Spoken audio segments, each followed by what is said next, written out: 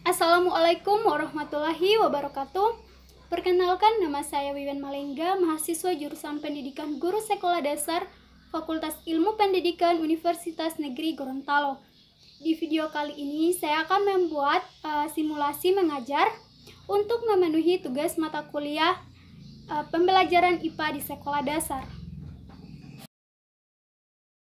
Assalamualaikum warahmatullahi wabarakatuh. Selamat pagi adik-adik, apa kabarnya hari ini? Alhamdulillah baik semuanya ya.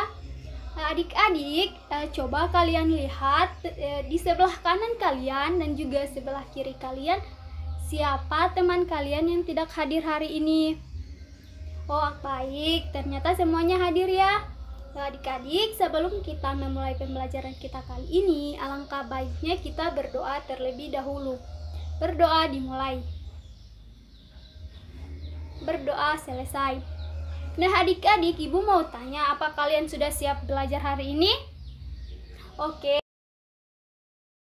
Ibu mau tanya adik-adik, siapa yang masih ingat pembelajaran kita minggu kemarin? Ada yang masih ingat tidak? Oke, bagus. Pembelajaran kita minggu kemarin yaitu tentang sistem organ gerak pada manusia. Nah adik-adik, ibu minta coba kalian lakukan hal ini sebanyak 3 kali. Kalian menarik nafas, kemudian kalian menghembuskannya kembali sebanyak 3 kali. Ayo dilakukan. Oke, jika sudah, ibu mau tanya, siapa yang tahu apa yang barusan adik-adik lakukan? Ada yang tahu? Coba apa? Oke, yang barusan adik-adik lakukan yaitu bernafas, di mana adik-adik menarik nafas kemudian menghembuskannya kembali. Seperti materi yang akan kita belajar hari ini yaitu tentang tema 2, udara bersih bagi kesehatan, subtema 1, cara tubuh mengelola udara bersih, dan muatan terpadunya yaitu ilmu pengetahuan alam. Tujuan pembelajaran yang harus adik-adik capai yaitu pertama, setelah adik-adik mendengarkan penjelasan ibu, adik-adik membaca teks tentang organ pernafasan dan fungsinya pada hewan dan manusia serta cara memelihara organ pernafasan manusia. Yang kedua, setelah adik-adik membaca teks, adik-adik mampu menjelaskan organ pernafasan dan fungsinya pada hewan dan manusia, serta cara memelihara organ pernafasan manusia. Yang ketiga, setelah adik-adik membaca teks, adik-adik membedakan organ pernafasan dan fungsinya pada hewan dan manusia, serta cara memelihara organ pernafasan manusia. Dan yang keempat, setelah adik-adik diskusi dan juga kerja kelompok, diharapkan adik-adik mampu membuat model sederhana organ pernafasan manusia. Di mana materi pembelajaran kita kali ini yaitu organ pernafasan dan fungsinya pada hewan dan manusia, dan juga cara memelihara organ pernafasan manusia. Adik-adik, sekarang kita atur tempat duduk dulu ya. Adik-adik akan duduk secara berkelompok. Kelompoknya masih sama tetap dengan yang kemarin. Adik-adik masih ingat kelompoknya? Oke, jika masih ingat, silahkan adik-adik duduk secara berkelompok. Ayo diatur tempat duduknya. Oke, semuanya sudah duduk di tempat duduknya ya. Nah adik-adik, ibu akan membagikan kalian materinya, dan kalian juga bisa mendengarkan ibu menjelaskan tentang materinya. Kalian harus bisa mendengarkan dan juga memahami materi yang akan ibu jelaskan, karena nantinya kalian akan mengerjakan tugas yang akan ibu berikan dan kalian mengerjakannya secara bersama-sama. Adik-adik, kalian bisa membaca teks yang telah ibu bagikan tadi. Sambil kalian membaca, kalian juga bisa mendengarkan ibu menjelaskan materinya yang ibu tayangkan di depan ini.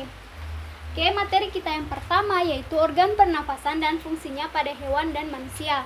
Yang akan kita bahas pertama yaitu organ pernafasan dan fungsinya pada hewan. Organ pernafasan dan fungsinya pada hewan yang menyusui atau mamalia. Organ pernafasan pada mamalia sama dengan organ pernafasan pada manusia. karena manusia juga termasuk mamalia atau yang menyusui. Alat pernafasan mamalia terdiri atas rongga hidung, batang tengkorak, dan paru-paru. Pada waktu udara masuk melewati rongga hidung, dari rongga hidung udara masuk ke trakea dan selanjutnya ke paru-paru. Udara yang kaya oksigen akan diikat darah dalam alveolus dan juga melepaskan gas karbon dioksida, sisa pernafasan. Mamalia juga ada yang hidup di air, contohnya ikan paus.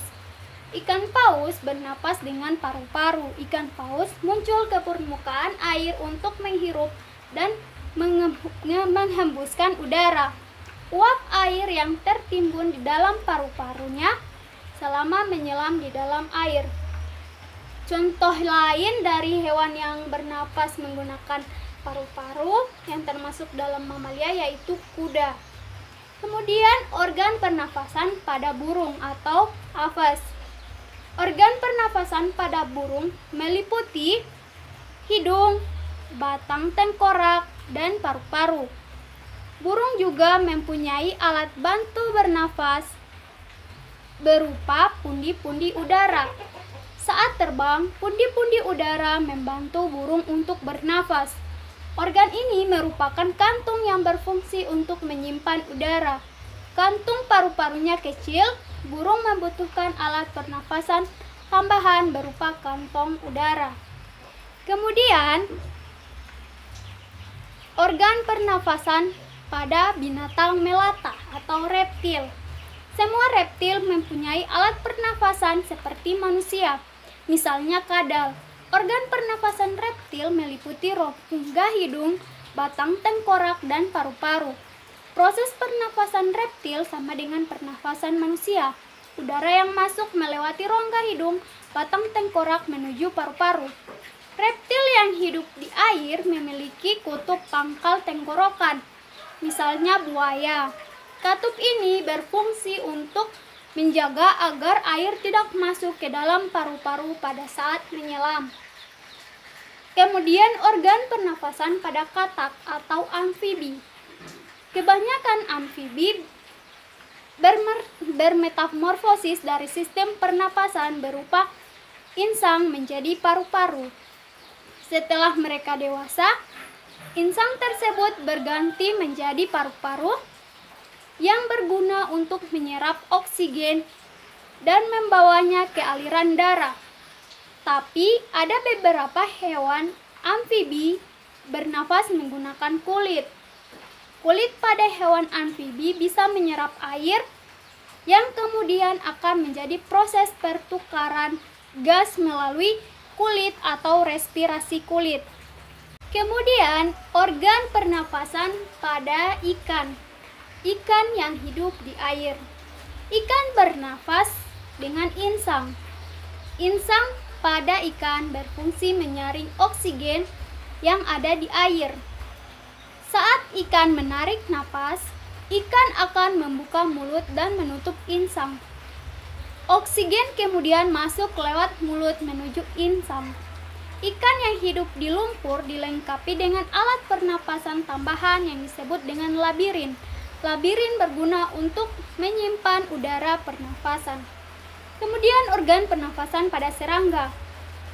Serangga bernafas dengan trakea. Trakea dapat mengalirkan oksigen sampai ke seluruh bagian tubuh, kemudian bermuara pada stigma. Stigma berfungsi sebagai jalan keluar masuknya udara. Selanjutnya, organ pernafasan pada cacing tanah.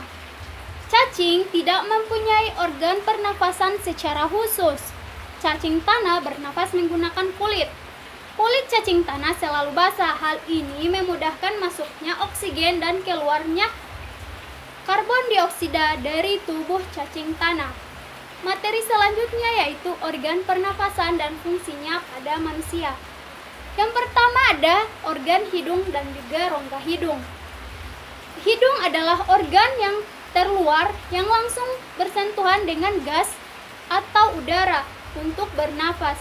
Fungsi hidung adalah menghirup oksigen dan sebagai jalur keluarnya karbon dioksida. berfungsi untuk melembabkan, menghangatkan, dan menyaring udara yang masuk ke seluruh tubuh. Yang kedua ada tenggorokan atau faring. Faring adalah jalur terusan setelah kita menghirup udara melalui hidung. Organ pernafasan ini akan menghubungkan dengan pangkal tenggorokan atau laring, kemudian trakea dan juga bronkus. Yang ketiga ada pangkal tenggorokan atau laring. Laring adalah penghubung untuk faring dan trakea. Bagian ini terdapat pita suara dan kutub epiglotis yang memisahkan saluran makanan dan juga saluran udara. Yang keempat ada trakea. Trakea menghubungkan laring dengan bronkus. Fungsi utamanya adalah sebagai jalur udara untuk masuk dan keluar dari paru-paru. Kemudian yang kelima ada bronkus. Bronkus adalah saluran udara yang memastikan udara masuk dengan baik dari trakea ke alveolus. Fungsi bronkus yaitu untuk mencegah infeksi. Dan yang keenam ada bronkiolus. Bronkiolus merupakan cabang dari bronkus yang berfungsi untuk menyalurkan udara dari bronkus ke alveolus. Bronkiolus berfungsi untuk mengontrol jumlah udara yang masuk dan keluar pada saat proses pernafasan sedang berlangsung. Kemudian ada yang ketujuh yaitu alveolus. Alveolus merupakan kantung yang memiliki dinding tipis yang terdapat di ujung saluran udara terkecil yaitu bronkiolus yang ada dalam paru-paru. Fungsi alveolus dalam sistem pernafasan adalah tempat terjadinya pertukaran gas pada paru-paru. Kemudian ada yang kedelapan yaitu paru-paru. Paru-paru merupakan organ vital pernafasan yang dibungkus oleh lapisan bernama pleura. Pada paru-paru berfungsi untuk mengeluarkan oksigen dan masuk ke seluruh tubuh. Terdapat perbedaan antara organ pernafasan hewan dan juga organ pernafasan manusia. Contohnya itu kita mengambil hewan yaitu katak, karena katak juga bernafas dengan paru-paru. Nah, perbedaannya itu yang pertama di paru-paru. Manusia bernafas secara eksklusif melalui paru-paru mereka, tetapi katak menggunakan paru-paru mereka hanya bagian dari respirasi mereka. Paru-paru katak tidak memiliki dinding tipis dan hampir mirip seperti balon. Katak mengisi paru-paru untuk membantunya tetap mengapung saat berenang. Kedua spesies memiliki tabung bronkial yang mengarah ke paru-paru, tetapi sistem bronkial pada manusia lebih rumit dan banyak percabangan bronkial. Paru-paru katak dan manusia memiliki alveolus, pembuluh kecil yang membuat pertukaran gas. Namun alveolus pada manusia lebih padat karena kita bernapas hanya menggunakan paru-paru saja. Kemudian yang kedua, perbedaannya di diafragma. Sebagai manusia, kita menggunakan otot diafragma untuk mendorong udara ke paru-paru dan membantu saat bernafas. Kontraksi diafragma berada di bawah paru-paru dan memisahkan rongga, dan dari rongga perut mendorong udara keluar. Relaksasi otot diafragma memungkinkan paru-paru meregang kembali, membuat ruang udara untuk kita bernapas kembali. Katak tidak memiliki diafragma. Sebaliknya, mereka menggunakan otot dalam kantung tenggorokan mereka untuk membantu menarik udara dan mendorong kembali ke paru-paru. Kemudian perbedaannya itu yang ketiga yaitu kulit. Katak memiliki organ lain yang mereka gunakan untuk bernafas, yaitu kulit. Katak tidak melakukan pertukaran oksigen dengan karbon dioksida melalui kulit mereka, tetapi hanya bisa dilaksanakan ketika kulit mereka lembab. Itulah sebabnya mengapa katak selalu berada di dekat air atau bersembunyi di tanah yang lembab. Kulit katak adalah mesin pernafasan yang efisien. Pertukaran karbon dioksida bisa 2/2 kali lebih cepat dari paru-paru mereka. Kemudian perbedaan yang keempat yaitu mulut. Jika Anda belum pernah melihat katak menguap, itu karena mereka tidak pernah membuka mulut saat bernafas. Katak tidak bernafas melalui mulut mereka, hanya mengeluarkan udara yang mengandung oksigen dan yang mengandung karbon dioksida melalui hidung atau mulut. Karbon dioksida dibawa darah ke paru-paru yang kemudian dikeluarkan melalui hidung dan juga mulut. Kemudian agar kita tidak mengalami gangguan pada pernafasan, kita harus tahu cara memelihara kesehatan organ pernafasan kita. Yaitu yang pertama, menjaga kesehatan organ pernafasan dengan cara makan makanan yang bergizi agar daya tahan tubuh terjaga dengan baik, berolahraga teratur supaya alat-alat pernafasan kita terlatih baik sehingga dapat bekerja juga dengan baik. Kemudian istirahat yang cukup, menghindari zat-zat yang merusak organ pernafasan, misalnya tidak merokok dan menghindari paparan asap rokok karena banyak mengandung racun. Kemudian menggunakan masker saat berada di lingkungan yang kotor, menghindari makanan dan minuman yang mengandung banyak gula atau bahan kimia. Kita juga bisa merawatnya, yaitu membuat sebanyak mungkin ventilasi dalam rumah untuk menjaga sirkulasi udara, menjaga kebersihan lingkungan supaya tidak banyak debu terbangan yang akan ikut masuk ke dalam organ pernafasan saat kita menghirup udara. Kemudian yaitu membuat udara bersih di lingkungan sekitar dengan menanam banyak tanaman hijau. Di sini adalah berikut ini adalah cara kerja organ pernafasan manusia. Di mana cara kerja organ pernafasan manusia yaitu udara masuk ke dalam tubuh melalui hidung, kemudian udara melewati batang tenggorokan atau trakea, udara sampai di paru-paru melalui batang tenggorokan yang bercabang menjadi 2 cabang tenggorokan yang masing-masing menuju paru kiri dan paru-paru kanan. Pertukaran gas terjadi di paru-paru.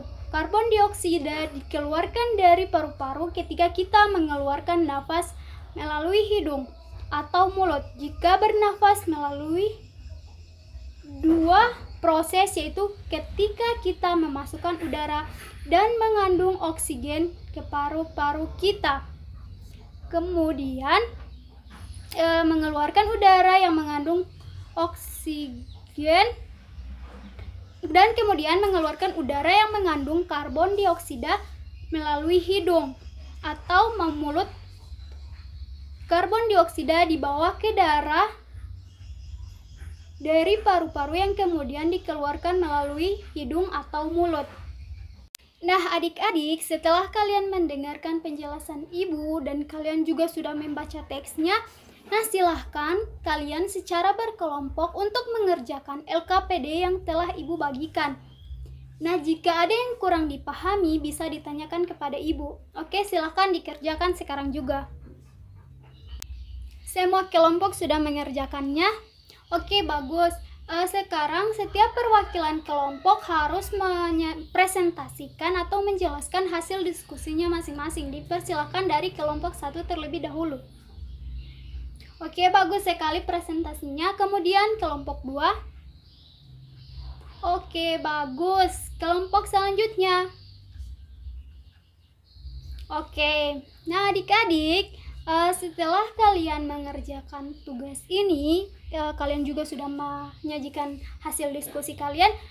Sekarang ibu ingin tahu sampai di mana kalian paham dengan materi ini. Kalian harus menjawab pertanyaan dari ibu. Satu persatu akan ibu tunjuk dan temannya tidak boleh memberikan bantuan jawaban kepada teman yang ibu akan tunjuk untuk menjawab pertanyaannya. Kepada adik Dela, pertanyaan untuk kamu yaitu, oke Dela, pertanyaan untuk kamu yaitu, coba jelaskan dua organ pernafasan dan fungsinya pada hewan dan manusia yang kamu ketahui. Ayo dijelaskan. Oke, bagus sekali atas jawabannya.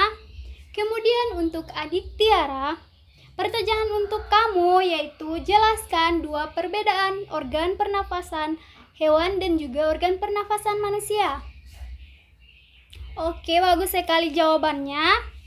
Kemudian untuk adik Rizky, pertanyaan untuk kamu, bagaimana cara memelihara organ pernafasan pada manusia? Oke, terima kasih atas jawabannya. Nah adik-adik, kita sudah diskusi yang pertama. Nah sekarang tolong kalian persiapkan alat dan bahan yang telah ibu pesan untuk kalian melakukan percobaan, yaitu membuat model sederhana organ pernafasan pada manusia. Coba perlihatkan alat-alat dan bahan yang telah kalian siapkan. Ayo kita lihat, apakah kalian membawa alat-alat dan bahan ini seperti yang ibu tunjukkan ini? Oke, semua kelompok telah membawanya dan semua kelompok menyediakan alat dan bahan yang diperlukan. Nah sekarang kalian melakukan percobaan atau kalian membuat model sederhana organ pernafasan manusia seperti yang ditayangkan di YouTube ini. Kalian bisa melihatnya untuk mengikuti langkah-langkah cara pembuatannya. Oke, sudah. Nah sekarang kalian coba lakukan seperti yang telah kalian lihat. Ayo kalian buat masing-masing kelompok. Oke, setelah selesai kalian membuatnya, silahkan kalian isi lembar kerja peserta didik yang telah ibu bagikan kepada kalian, di mana di situ adalah hasil percobaan kalian dan kalian juga harus memberikan kesimpulan terhadap hasil percobaan kalian ini. Oke, sudah selesai.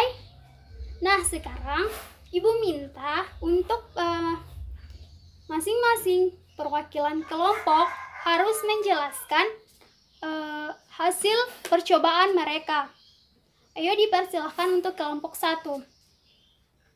Oke, bagus sekali. Sekarang berikan aplaus untuk kelompok 1 telah mempresentasikan hasilnya. Untuk kelompok 2, ayo dipersilahkan. Bagus sekali. Kemudian kelompok selanjutnya, ayo persilahkan untuk mempresentasikan. Oke, bagus sekali. Adik-adik, lembar evaluasi yang telah ibu bagikan jangan lupa untuk dikerjakan. Berhubung waktunya sekarang sudah tidak cukup, adik-adik bisa mengerjakan lembar evaluasinya di rumah. Dan setelah selesai, adik-adik bisa mengantarkan lembar evaluasinya untuk pertemuan berikutnya. Oke, bagus. Nah adik-adik, kesimpulan materi kita kali ini yaitu meskipun ada hewan yang memiliki organ pernafasan sama seperti manusia, tetapi secara signifikan memiliki perbedaan yang seperti yang ibu telah jelaskan tadi. Misalnya katak bernafas juga menggunakan paru-paru, tetapi paru-paru itu hanya dijadikan sebagai alat untuk membantunya berenang. Katak juga bernafas tidak hanya dengan paru-paru, tetapi juga dengan kulit. Nah, agar organ pernafasan pada manusia tidak mengalami gangguan, kita harus tahu cara memelihara organ pernafasan kita. Contohnya saja itu tidak merokok atau keluar rumah memakai masker ketika udara sedang kotor. Nah, adik-adik, ibu mau tanya, apa yang telah kalian pelajari hari ini? Ayo coba, siapa yang tahu? Oke, ayo Tiara, apa yang kamu telah pelajari hari ini? Oke, bagus sekali jawabannya. Yang telah adik-adik pelajari hari ini yaitu organ pernafasan dan fungsinya pada hewan dan manusia. Nah, hal apa yang paling adik-adik suka saat pembelajaran kali ini? Oh, yang paling adik-adik suka yaitu membuat percobaan, membuat model organ pernafasan pada manusia. Nah, kemudian materi apa yang belum adik-adik pahami? Oh, ternyata adik-adik belum terlalu paham tentang perbedaan organ pernafasan pada manusia. Oke, nanti kita akan lanjutkan atau kita akan membahas materi ini lagi di pertemuan berikutnya. Nah, adik-adik, sebelum kita mengakhiri pembelajaran kita kali ini, alangkah baiknya kita berdoa. Berdoa dimulai. Berdoa selesai. Baik, itulah kegiatan simulasi mengajar yang telah saya lakukan. Mohon maaf bila terdapat banyak kekurangan. Wabillahi taufik wal hidayah. Wassalamualaikum warahmatullahi wabarakatuh.